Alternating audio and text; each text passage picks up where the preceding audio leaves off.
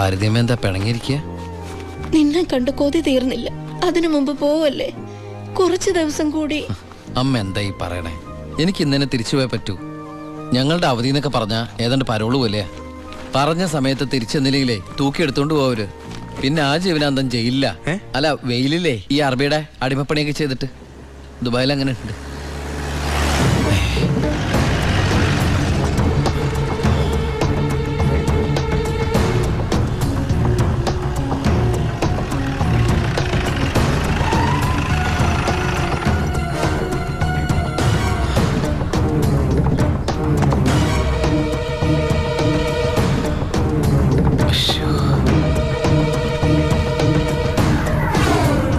ഏട്ടനെന്താ പതുങ്ങി നോക്കുന്നത്? പോലീസ്. അയാൾ ആ ഗോപികയുടെ അടുത്ത ബന്ധുവാ. ഈശ്വര, ഇങ്ങനെ ഒരു ബന്ധം ഓർക്കുണ്ടായിരുന്നോ? അതെന്താ ഉണ്ടായാലും? അല്ല, ഒരു വല്ലാത്ത വൃത്തികെട്ട രൂപമല്ലേ. അമ്മങ്ങോട്ട് മാറിക്കാ, പെട്ടി ഒന്ന് പെട്ടെന്ന് പൊടിക്കോട്ടെ. ഇത്രയും വലിയ തറവാട്ടിന്ന് ഇത്രയും നല്ല ചെറുക്കന്റെ ആലോചന, അതും ദുബായിക്കാരന്റെ. വല്യേട്ടൻ ഫോൺ ചെയ്ത് പറഞ്ഞപ്പോ നിന്റെ ഭാഗ്യമായിട്ടാ ഞാൻ കരുതിയത്. എന്നിട്ടിപ്പോ നിന്റെ ഭാഗത്ത് നിന്ന് കല്യാണം വേണ്ടാന്ന് പറയാൻ എന്താ കാരണം? ഇനി നിനക്ക് ആരോടെങ്കിലും പ്രേമം പറ്റുകൊണ്ടോടി? പിന്നെന്താ പ്രശ്നം? വല്യേട്ടന് എന്തെങ്കിലും സംഭവിച്ചാ പിന്നെ നിനക്ക് ആരാ ഉള്ളത്? നീ എതിരൊന്നും പറയണ്ട, ഇത് നിന്റെ ഭാഗ്യമായിട്ട് കരുതിയാ മതി.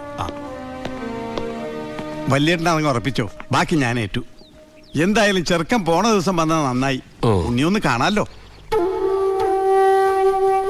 വല്യേട്ടാ, ഞാനൊന്ന് ഉണ്ണിയെ പരിചയപ്പെട്ടിട്ട് വരാം.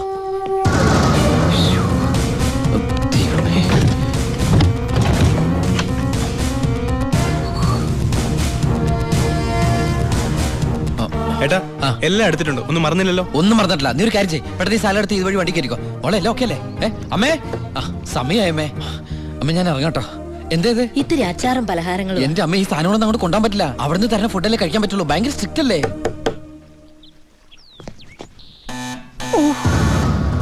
ആരോ ബെല്ലടിക്കുന്നുണ്ടല്ലോ. അല്ല, ഹലോ, അവിടെ നിന്നേ. അത് പിച്ചക്കാരനാണ്, പിച്ചക്കാരൻ. ഞാൻ 10 രൂപ കൊടുത്തപ്പോ 100 രൂപ വേണമെന്ന്. ഗൾഫുകാരുടെ ഒരു അവസ്ഥ നീ എടാ, അവൻ അവിടെ നിന്ന് അടിക്കട്ടെ. നമ്മുടെ മസിൽ അടിക്കുന്ന പിച്ചക്കാരാണോ? നീ ഇങ്ങോട്ട് വന്നേ, പെട്ടെന്ന് വാ. സാധനങ്ങൾ എടുത്തിട്ട് വേഗം വണ്ടിയിലേക്ക് എടുത്ത് വെച്ചേ. അമ്മേ, ആളനക്കും ഇല്ലല്ലോ. ചിലപ്പോ എയർപോർട്ടിൽ പോയി കാണും. എങ്കിൽ അടുത്ത പ്രാവശ്യം വരുമ്പോ കാണാം. പോട്ടെ. ഫ്രണ്ട് സീറ്റ് വെക്കണേ. വേഗം എടുത്ത് വെക്കേ.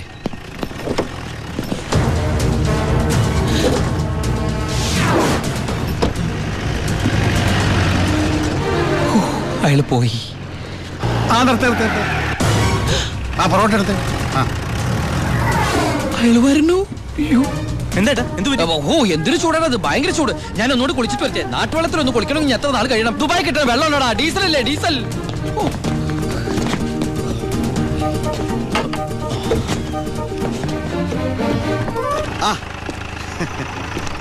ഞാൻ വിചാരിച്ചു പോയി കാണുമെന്ന്. നീ എന്റെ ഗോപിയേക്ക് ചേർന്ന ചെറുക്കൻ തന്നെ. അയ്യോ, ഞാൻ ഉണ്ണിയല്ല, ഉണ്ണി എന്റെ ഏട്ടനാ. ഉണ്ണി എവിടെ ഒന്നും കണ്ടില്ലല്ലോ. ഉണ്ണിയേട്ടാ, എന്താടാ? ഒരാൾ കാണാൻ വന്നിരിക്കുന്നു. അയ്യോ, ഈ സമയത്താ? ഉണ്ണി കുളിക്കല്ലേ? കുളിച്ചോണ്ടിരിക്കുക. ആരാടത്? ദിവാകരൻ, അപ്പുറത്തെ വീട്ടിലെ ഗോപിയുടെ കൊച്ചച്ഛൻ. ഭാവിയിൽ ഉണ്ണിയുടെ ഒരു ബന്ധുവായിട്ട് വരും. ജയിലറാ.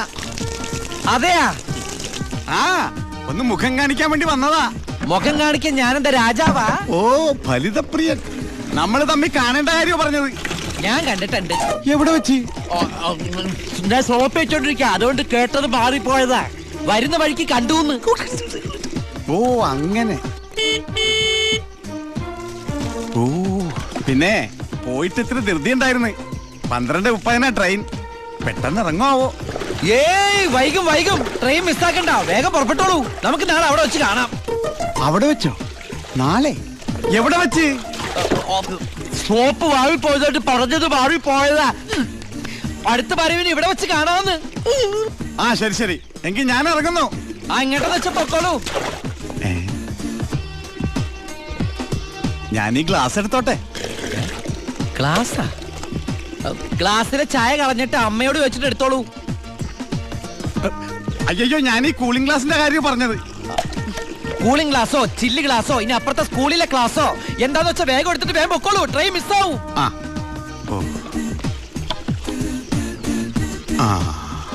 ഇനി ദുബായിക്കാരന്റെ വീട്ടിൽ വന്നിട്ടൊന്നും തന്നില്ല എന്ന് വേണ്ട. അപ്പോ ഞാനങ്ങോട്ട് ബൈ ബൈ.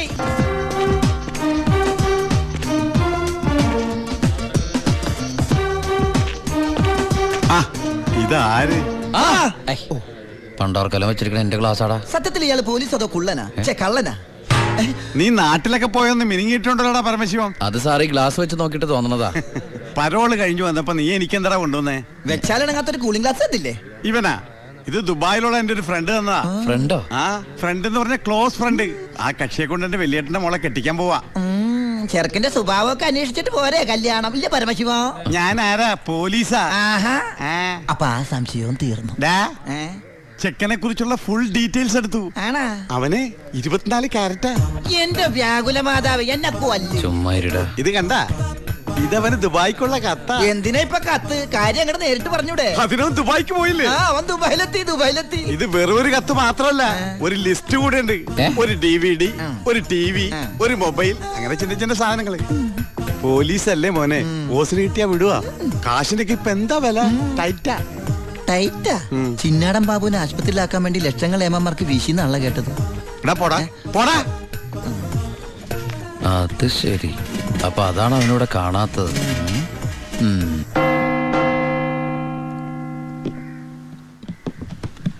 സാറേ. എന്താടാ? നീ എവിടേക്കാ? എന്താടാ? എനിക്കൊരു രഹസ്യം പറയാനുണ്ടായിരുന്നു. ഞാനിപ്പോ പരോളിന് നാട്ടിൽ പോയി. അതെ, വിജിലൻസ് ആൻഡ് ആന്റി കറപ്ഷൻ ഡിപ്പാർട്ട്മെന്റിലുള്ള എന്റെ ഒരു സുഹൃത്തിനെ ഞാൻ കണ്ടു. ആള് പറയാ ജയിലിൽ നടക്കുന്ന അഴിമതികളെ കുറിച്ച് അന്വേഷിക്കാനായിട്ട് അവര് രഹസ്യമായിട്ട് സ്ക്വാഡിനെ ഇവിടെ ഇറക്കിയിട്ടുണ്ടെന്ന്. ഇവിടെ? ആ, കള്ളത്തരത്തിൽ ചിലരെ ആശുപത്രി കിടത്താൻ കൂട്ടി നിൽക്കുന്നവരൊക്കെ പിടിച്ച് അകത്തിടും അത്രേ. അങ്ങനെ എന്തെങ്കിലും ഉണ്ടെങ്കിൽ സാറ് സൂക്ഷിക്കണം കേട്ടോ. ആ പിന്നെ ഞാനിത് പറഞ്ഞു ആരോടും പറയരുത്. നമ്മുടെ ഡോക്ടറുടെയും സൂപ്രണ്ട് സാറിന്റെയും പണി പോകുന്ന എനിക്കൊന്ന് കാണണം. അവര് കുറച്ചു നാൾ തിന്നട്ടേന്നുണ്ടാ. എന്താ സാർ? ഉണ്ടങ്ങോട്ട് പോയതാ. ആരെ? ഒന്നുമില്ല.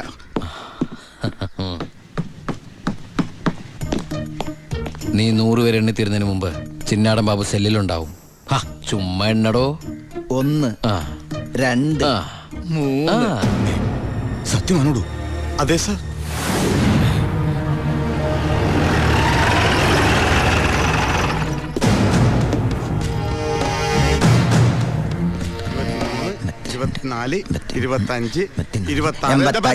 എന്താ കണക്ക് തെറ്റിക്കുന്ന? ഇത് വേറെ കണക്കാണ് സാറേ. എന്റെ കണക്ക് തെറ്റി. ഞാൻ എവിടെ നിർത്തിയത്? നീ നിർത്തിയതല്ല 85 മുതൽ ഞാൻ ഇവിടെ നിൽക്കാം. 85 86. ഞാൻ എവിടെ നിർത്തിയത്? 25.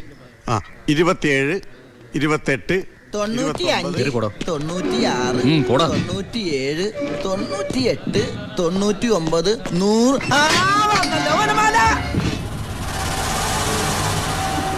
ഹായ്, എവിടെയായിരുന്നു? എവിടേക്ക് അന്വേഷിച്ചെന്നറിയാമോ? പത്രത്തിൽ കൊടുക്കാൻ പോയതാ. എന്താടാ നീ സൂക്ഷിച്ചോ? ഓ എടാ ചിന്നടാ, വാളയാർ പരമശിവത്തിന് സെൻട്രൽ ജയിലിനുള്ളിൽ കാശറിയേണ്ട കാര്യമില്ല നിന്നിവിടെ തിരിച്ചെത്തിക്കാൻ. ബുദ്ധിമതി, വെറും ബുദ്ധി. നീയല്ലേ പറഞ്ഞത് എന്നെ ഇവിടെ ഇട്ട് കൊല്ലൂന്ന്? എന്നിട്ട് ഞാൻ പരോളിന് പോയി തിരിച്ചു വന്നപ്പോ നീ ആശുപത്രി പോയി കിടന്ന പിന്നെ എന്നെ ആര് കൊല്ലും? ഇവൻ എന്നെ മൂടോട്ടാക്കി അടങ്ങുള്ളൂ. മതി പോയി റെസ്റ്റ് എടുക്ക.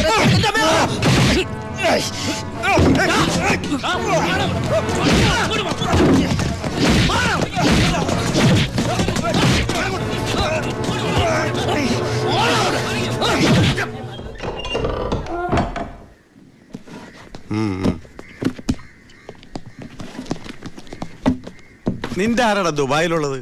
ഇടക്കിടക്ക് കത്ത് വരുന്നുണ്ടല്ലോ. നമുക്കുണ്ട് സാറേ ദുബായിലൊക്കെ ഫ്രണ്ട്സുകള്. എനിക്കുണ്ടപ്പോ നിനക്കുണ്ട് ദുബായിൽ ഫ്രണ്ട്സ്. എനിക്കാരുമില്ല. നിന്നോട് ചോദിച്ചില്ല? അല്ല, ചോദിച്ചാൽ തന്നെ പറയാൻ ആരുമില്ലെന്ന് പറഞ്ഞത്. 2 കത്തോ? From Divakaran, jailer, central jail. ഇതൊന്നും നിനക്ക് ദുബായിലൊക്കെ അയച്ച കത്തല്ലേ? എന്തൊന്നും എഴുതി വെച്ചേക്കണാവോ? എന്തായാലും ഒന്ന് നോക്കിയേക്കാം.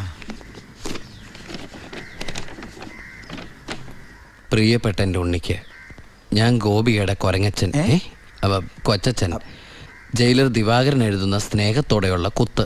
കുത്തോ? ഈ ജയിലിലെ ശീലം വെച്ച് എഴുതിയായിരിക്കും കുത്തേ. കുത്തും കത്തും തിരിച്ചറിയാത്ത നമ്മൾ തമ്മിൽ നേരിട്ട് പരിചയമില്ലെങ്കിലും എനിക്ക് ഗിഫ്റ്റായിട്ട് DVD, TV, മൊബൈല്, ഇതൊക്കെ അയാളുടെ അപ്പനോടൊന്ന് വയ്ക്കട്ടെ. ബാലുവിന്റെ കത്ത.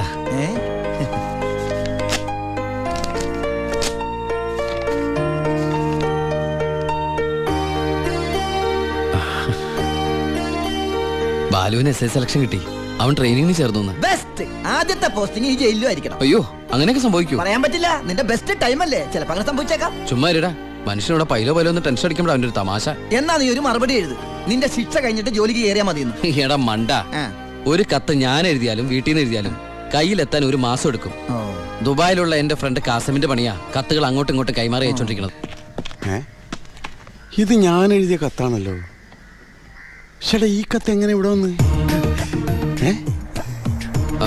സാർ ആരും നോക്കണത്? ഇത് കണ്ട, ഞാനിത് ദുബായിക്ക് എഴുതിയ കത്ത. ഇതെങ്ങനെ ഇവിടെ വന്നു?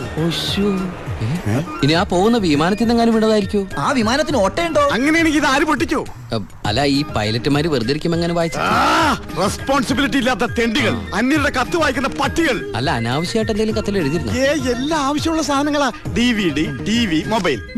ഇതിപ്പോ എന്റെ കൈ കിട്ടിയ ഇല്ലെങ്കിലോ? ഞാൻ ഈ സാധനങ്ങൾ പ്രതീക്ഷിച്ചിരിക്കില്ലേ? ഏതായാലും ഞാൻ ഇതൊന്നും കൂടി പോസ്റ്റ് ചെയ്യാൻ പോയത്. ഡോണ്ട് ഓപ്പൺ പൈലറ്റ് കൂടി പുറത്ത് എഴുതിക്കോ. അതെന്തിനാ? ഇല്ലെങ്കിൽ ഇനിയും പൊട്ടിച്ച് വായിച്ചാലോ? എഴുതി പോസ്റ്റ് ചെയ്യാം.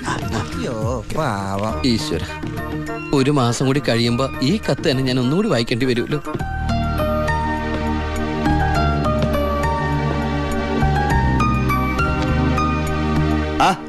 എന്താടോ? വാ. താൻ പോയി ദിവാറിനോട് വരാൻ പറ. ഇരിക്കടോ.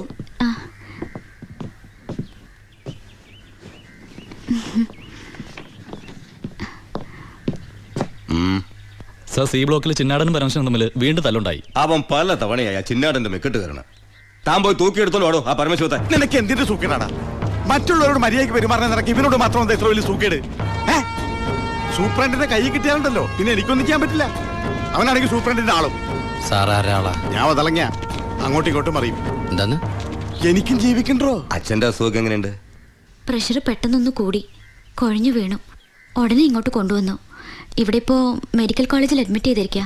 അതുകൊണ്ട് നേരിട്ട് പറയാൻ വന്നതാ. ഓ, ഇങ്ങോട്ട് കൊണ്ടുപോടോ. ചെല്ലട കട.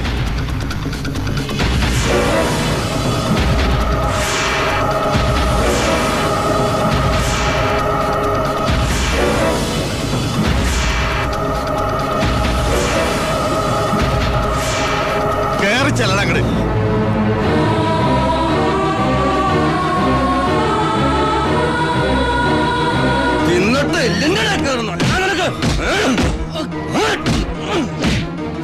മോളെ, നീ പോരും. വാ.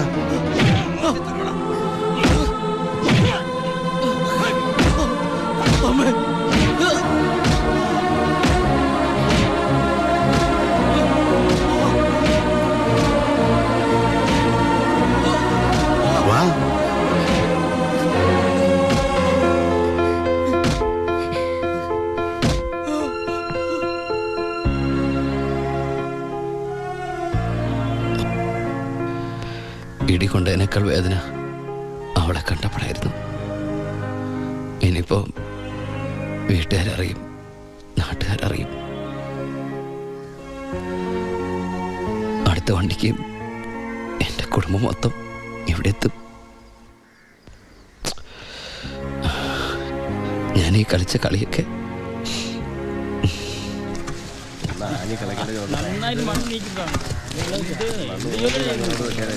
പരമശിവം, നിനക്കൊരു വിസിറ്റർ ഉണ്ട്. ഈശ്വര, അമ്മയായിരിക്കും.